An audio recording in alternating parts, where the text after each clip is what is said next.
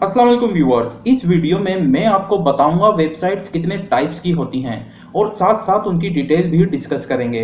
मेरी ये वीडियो आपके माइंड में आने वाले कई सवाल क्लियर करेगी, जैसा कि क्या रीज़न होता है कि कुछ कंपनीज और फ्रीलांसर्स $100 की वेबसाइट बना देते हैं और कुछ हज़ारों डॉलर चार्ज करते हैं। और ऐसा क्या रीज़न होता है कि कुछ लोग 2-4 दिन में वेबसाइट रेडी कर देते हैं और कुछ लोगों के लिए कई महीने भी कम पड़ते हैं। तो आइए ये सब जानते हैं और डिस्कस करते हैं वेबसाइट के types. Just stay tune with me.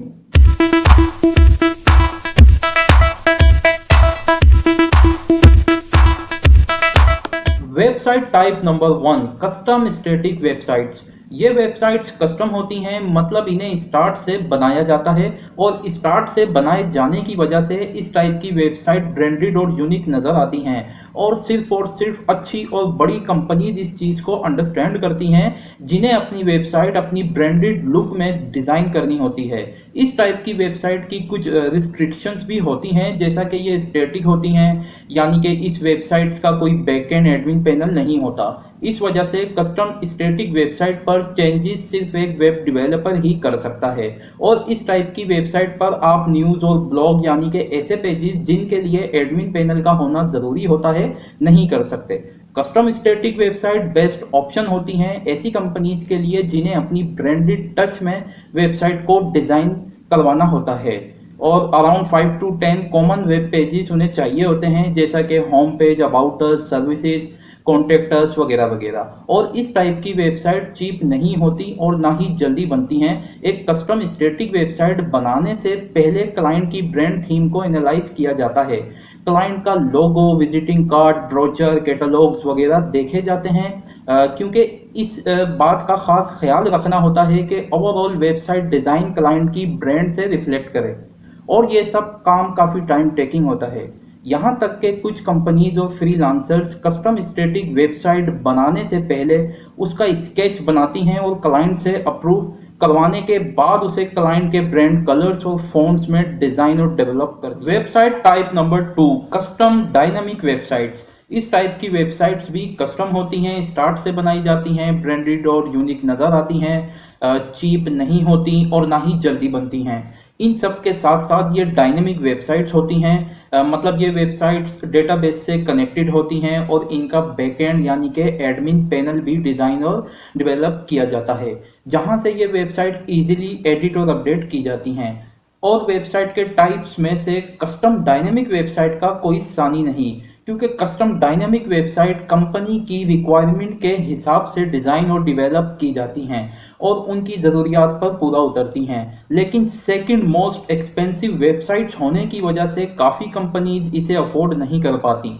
मैंने कहा second dynamic website second most expensive website होती हैं, तो फिर मोस्ट एक्सपेंसिव वेबसाइट्स कौन सी होती हैं यह मैं आपको बताऊंगा इस वीडियो के लास्ट में।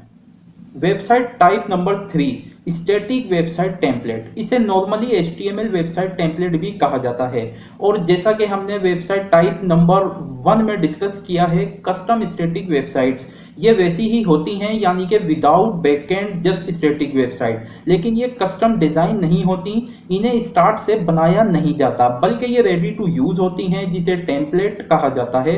और वेब डिज़ाइनर्स और वेब डेवलपर्स इसमें सिर्फ एडिटिंग करते हैं, जैसा कि लोगो चेंज करना, कंटेंट चेंज करना, इमेजेस वगैरह चेंज करना।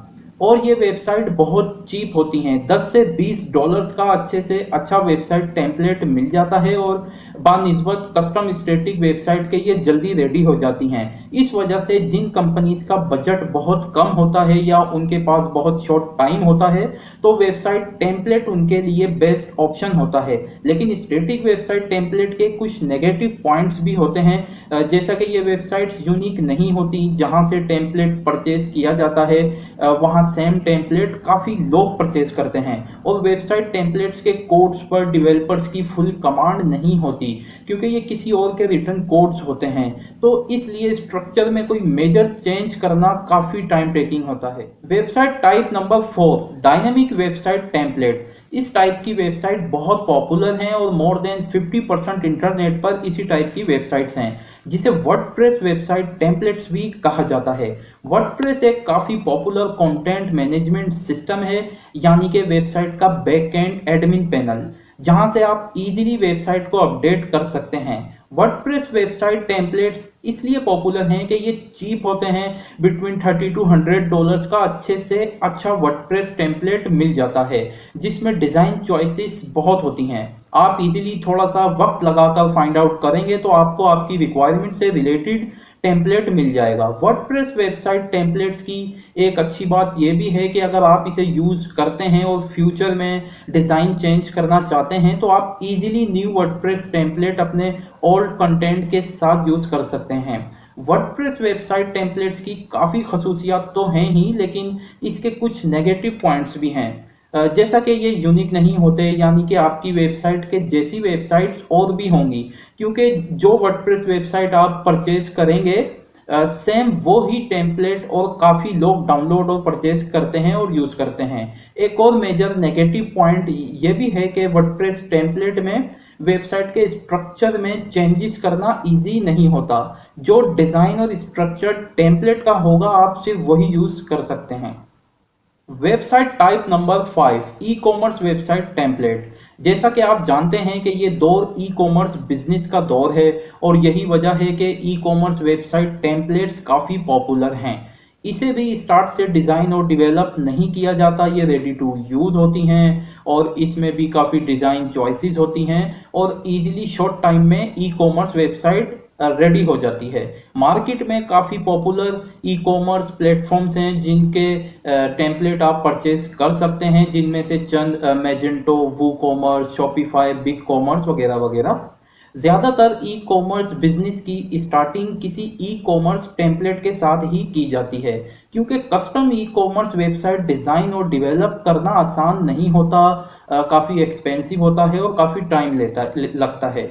इसीलिए ज़्यादातर ई कॉमर्स बिजनेस की starting e commerce template use करके ही की जाती है। Website type number 6, custom e commerce website. अब बात करते हैं मोस्ट एक्सपेंसिव वेबसाइट टाइप की, जो है कस्टम ई कॉमर्स। ये वेबसाइट्स मोस्ट एक्सपेंसिव इसलिए होती हैं कि इन्हें स्टार्ट से रिक्वायरमेंट के हिसाब से डिज़ाइन और डेवलप किया जाता है, जो काफ़ी टाइम टेकिंग काम है। और एक ई कॉमर्स वेबसाइट में एक नॉर्मल वेबसाइट से ज़्यादा फंक्शंस होते हैं, जैसा कि product pages, review system, add to cart functionality, related product system, order process, payment gateway integration वगैरह वगैरह। लेकिन ज़्यादातर ई कॉमर्स बिजनेस की स्टार्टिंग एक टेम्पलेट से की जाती है, क्योंकि कस्टम ई कॉमर्स वेबसाइट काफ़ी एक्सपेंसिव और टाइम टेकिंग होती है।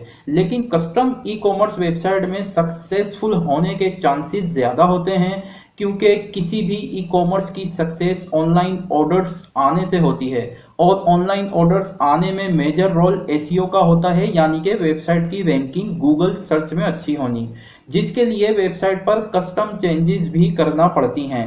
और इसके साथ साथ कन्वर्जन रेट इंप्रूव करने के लिए भी कस्टम चेंजेस वेबसाइट पे करना पड़ती हैं, जो किसी ई कॉमर्स टेम्पलेट में करना आसान नहीं होती, जबकि कस्टम ई कॉमर्स वेबसाइट में चेंजेस करना आसान होती हैं। मैं उम्मीद करता हूं मेरी इस वीडियो ने किसी की नॉलेज में इजाफा किया होगा। मज़ीद वेब डिज़ाइनिंग, वेब डेवलपमेंट और एसईओ से रिलेटेड वीडियोस देखने के लिए मेरा चैनल सब्सक्राइब करें, ताकि आपको मेरी आने वाली वीडियोस की अपडेट्स मिलती रहें। Don't waste your time, let's do it.